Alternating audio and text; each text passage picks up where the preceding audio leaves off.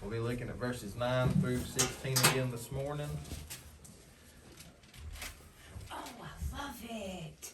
You didn't notice that last Sunday? I was sitting with my back to it last You Sunday. walked in the room. You walked in the room last Sunday. You had this. You did walk in the room backwards. I could have been. Oh well. She is Jewel's daughter, so we'll leave it at that. You're gonna get her back tomorrow. I know. No, I'm actually quite thankful in a way. All right. Revelations 1 and verse 9. And it says, I, John, who also am your brother and companion in tribulation and in the kingdom and the patience of Jesus Christ, was in the isle that is called Patmos for the word of the Lord and for the testimony of Jesus Christ. I was in the Spirit on the Lord's day and heard behind me a great voice as of a trumpet saying, I am Alpha and Omega, the first and the last. And what thou seest, write in a book, and send it into the 7 churches which are in Asia, and to Ephesus, and unto Smyrna, and to Pergamos, and to Thyatira, and to Sardis, and to Philadelphia, and unto Laodicea. And I turned to see the voice that spake with me, and being turned, I saw 7 golden candlesticks. And in the midst of the 7 candlesticks was one, like unto the Son of Man, clothed with a garment down to the foot, and girt about the paps with a golden girdle. His head and his hairs were white like wool, as white as snow, and his eyes were as a flame of fire. And his feet like unto fine brass, as if they burned in a furnace. And his voice was as the sound of many waters. And he had in his right hand 7 stars, and out of his mouth went a sharp 2-edged sword, and his countenance was as the sun shineth in his strength. So last Sunday we started on this Patmos vision that John had, and I spent a big portion of the class talking about John, but we did go into verse number 9 and look at it, and we closed out the lesson ending in verse 9, where John's at Patmos. So we're going to look at verse 10 this morning and talk about it for just a little bit. And it said, I was in the Spirit on the Lord's day and heard behind me a great voice as of a trumpet. How many stayed for the service last Sunday? I'm sure most of you have been in a service where somebody's got happy. Miss Claire got happy last Sunday. She walked the aisles. If you were here, if you weren't here, you missed it. But when John's talking about being in the Spirit, don't think that's exactly what he was talking about, being in the Spirit. But that is a type of being in the Spirit, being happy and worshiping the Lord during our services. The type of spirit that John's talking about here, I believe he'll be echoing what the Apostle Paul wrote in Galatians chapter 5 and verse 16, when he said, walk in the Spirit. And again in verse 25, if we live in the Spirit, let us walk in the Spirit. I think John was telling us to walk in the Spirit and not in the flesh because John was mindful of spiritual things. He was able to receive the unique revelation from the Holy Spirit. John had a profound spiritual experience on Patmos. Some might even call it an out-of-body experience because it said, I was in the Spirit on the Lord's day. Walvoord defined in the Spirit like this. He said, carried beyond normal sense into a state where God could reveal supernaturally the things, the contents in this book, or the revelation.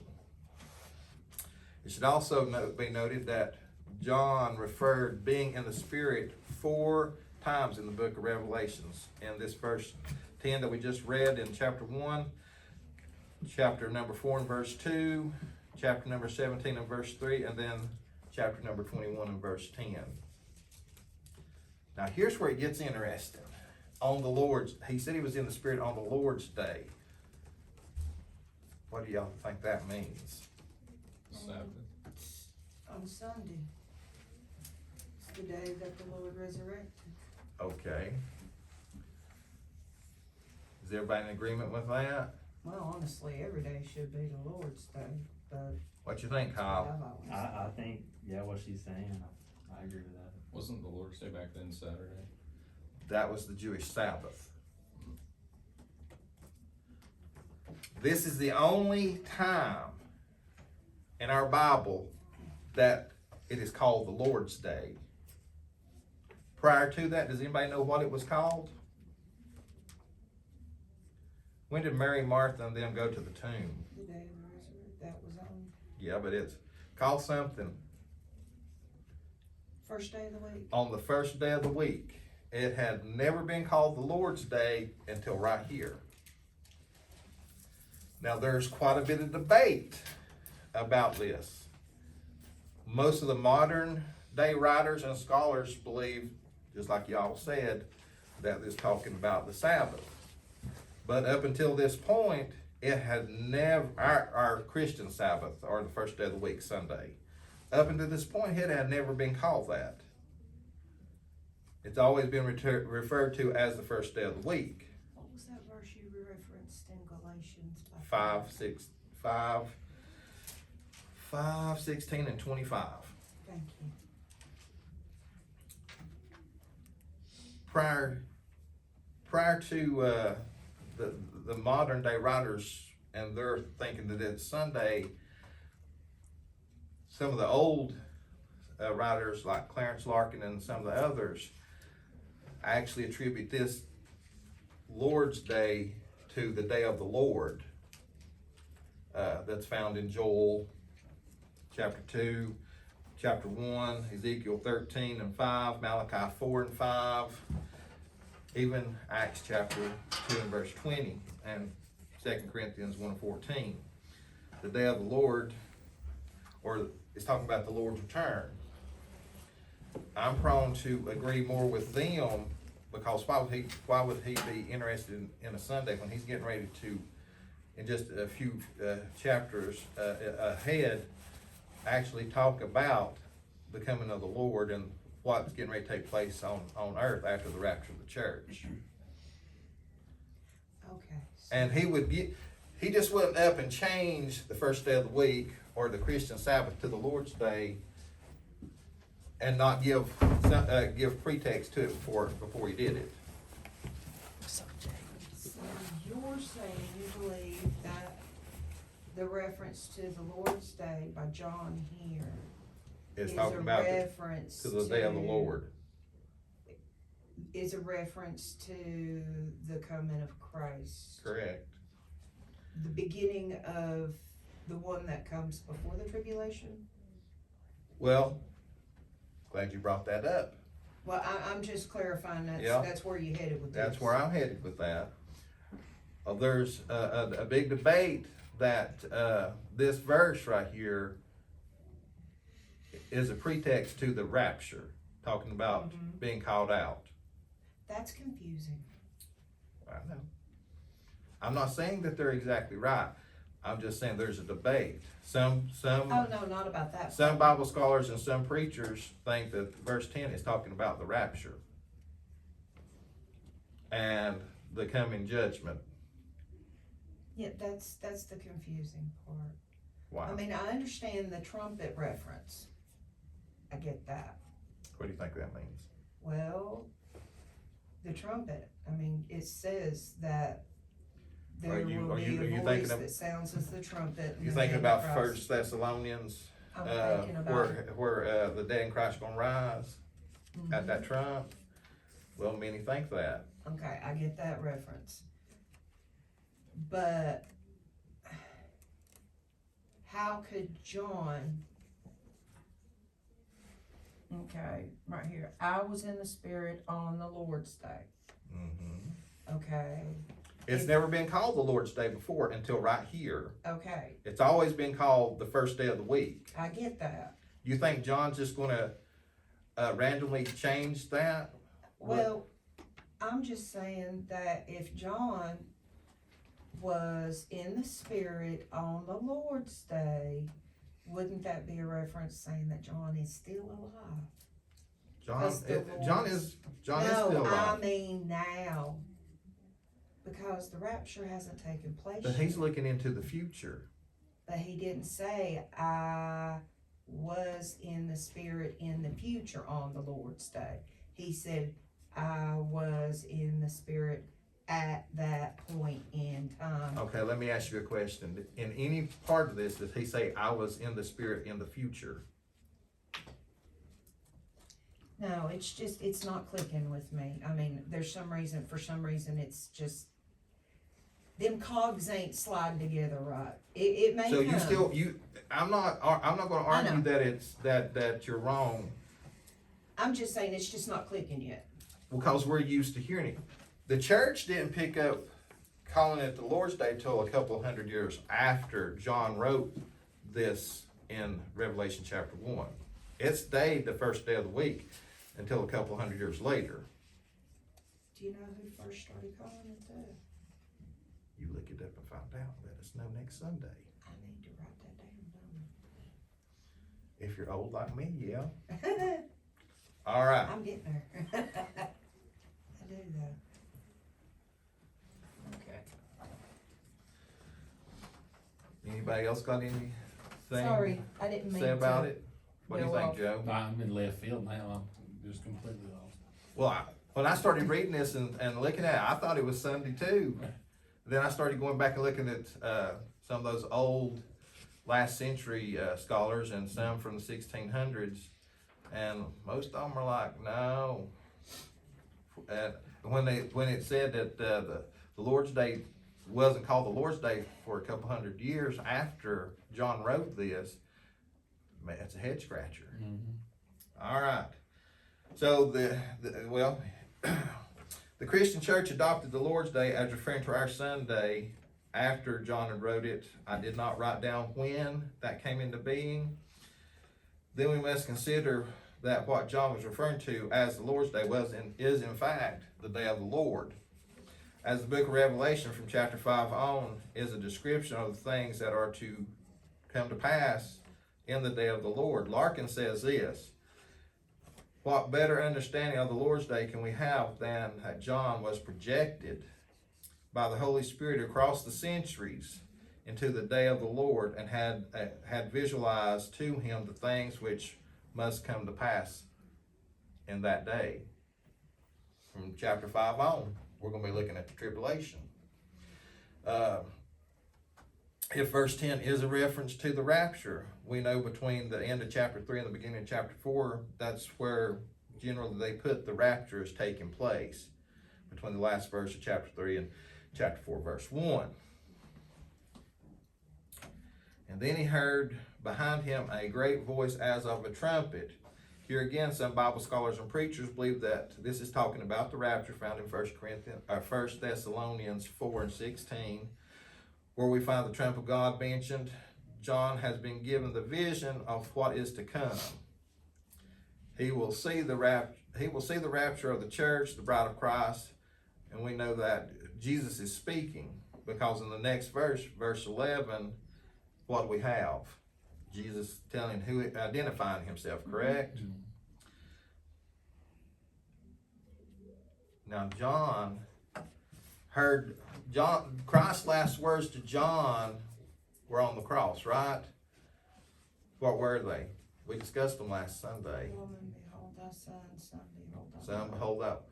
Now he's hearing the voice of his master again. Do you think it might sound a little bit different now than it did back then?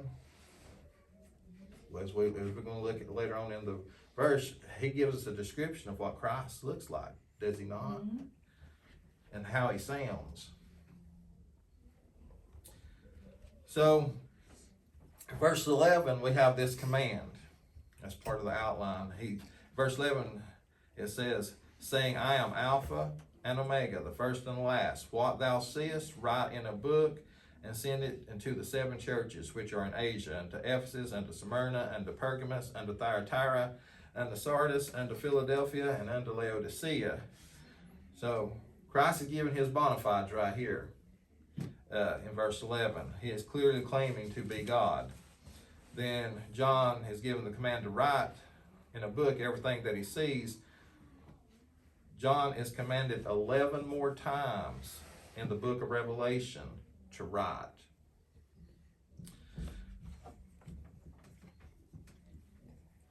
found this interesting.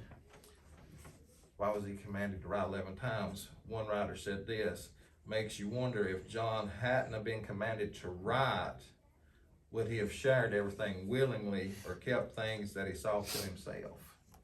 He is human. We tend to be selfish sometimes, don't we? Especially with stuff that we might consider private or secret. Gussick said this, it's always best to keep visions and revelations of oneself unless commanded otherwise. I found that interesting. Would anyone care to hazard a guess as to why they think that way? Which I just gave you the answer. We see that Jesus Christ has selected the churches. He wants to receive this revelation. Each of these churches are found in 7 cities in the Roman province of Asia. As we stated before, there are more than 7 churches in this region, but Christ chose these. And when we get to chapter 2 and 3, we're going to learn why he chose those. Much speculation has been given as to why he chose these 7 churches. I'm not going to delve into that speculation because he doesn't say. For the 7 churches have 7 different names. Each one represents a certain period in the church history. Ephesus, does anybody know what Ephesus means?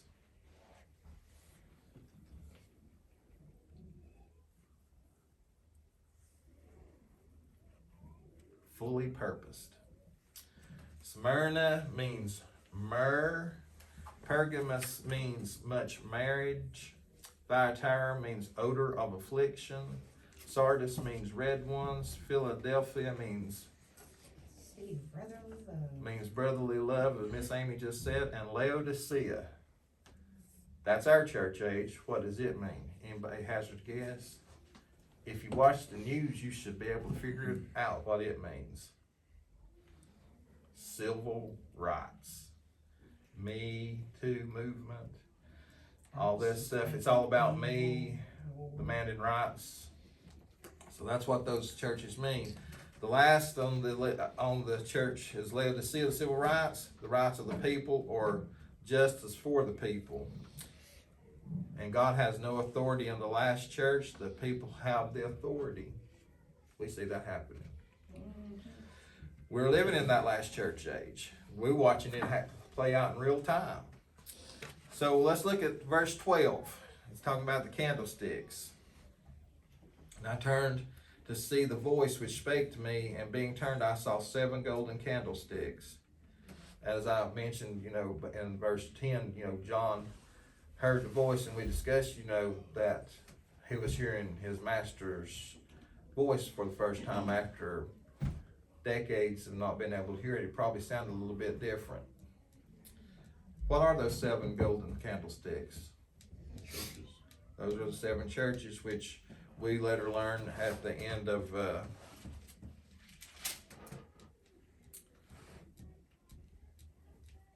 chapter, verses 18 through 20.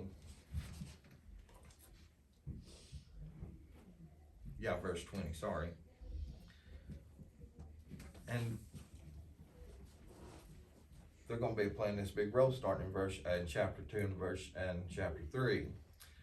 All right, let's move on to verses 13 through 16. This is talking about the Christ. And verse 13 says, and in the midst of the 7 candlesticks, one and like to the Son of Man, clothed with a garment down to the foot, and girt about the paps with a golden girdle. His head and his hairs were white like wool, as white as snow, and his eyes were a flame of fire. And his feet were like unto fine brass, as if they burned in a furnace, and his voice as the sound of many waters. That's interesting. And he hath in his right hand 7 stars, and out of his mouth went forth a sharp 2-edged sword, and his countenance was as the sun shineth in his strength. So we find Jesus Christ in the midst of those 7 candlesticks, representing the 7 churches. That's where we find him today, if we take a moment to look for him. Gussick said this, that the title Son of Man sounds like a humble title, in light of the passage in Daniel. We're getting ready to look at Daniel for just a few moments, but it's not a humble title at all. We see a description of Christ here in Daniel chapter 7, verses 9 through 14, if you want to look at that.